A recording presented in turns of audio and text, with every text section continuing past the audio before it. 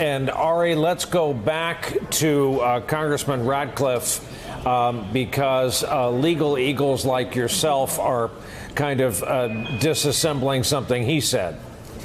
Yeah, I'll give you two big takeaways here. First, on what Bob Mueller just testified, if you take it all together, the first half of this obstruction hearing, we heard from Bob Mueller basically, the president is a liar, but he may not be a crook. And the president interfered, but he won't say whether that's impeachable or not. And that was the tension we saw in a lot of the questions. So we're seeing a careful Bob Mueller. As you mentioned, Brian, one of the most interesting exchanges came from Republican Congressman Ratcliffe, who really bore down on something that both Trump's critics were frustrated about the Mueller report, but also that Republicans have said, which is after all the talk about obstruction, where is the there if we're not going to get a clear statement from Mueller in writing or today on whether or not the president qualified for prosecution or not?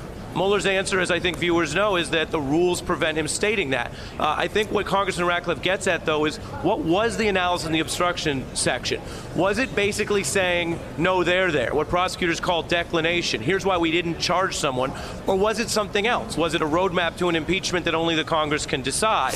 And one way to think about it, Brian, before I toss it back to you, is think about the way Don McGahn is addressed in the obstruction section. Basically, that he was asked to commit a crime by the president. But he didn't commit it. He did the right thing. He phoned it into his lawyer, and thus he wasn't charged. That's what they call declination. And so I think what Ratcliffe gets at and what's going to continue to hang over the rest of this hearing is, on obstruction, was all of that section of the Mueller report, was it clearly giving Congress a reason to impeach, or was it something less? And if it was something less, then was that really important for the country to know? Because the Republicans are arguing if it was less than impeach, if it was less than criminal conduct, why throw the book at Donald Trump in this report? And so I think that's something that hangs over remaining questions.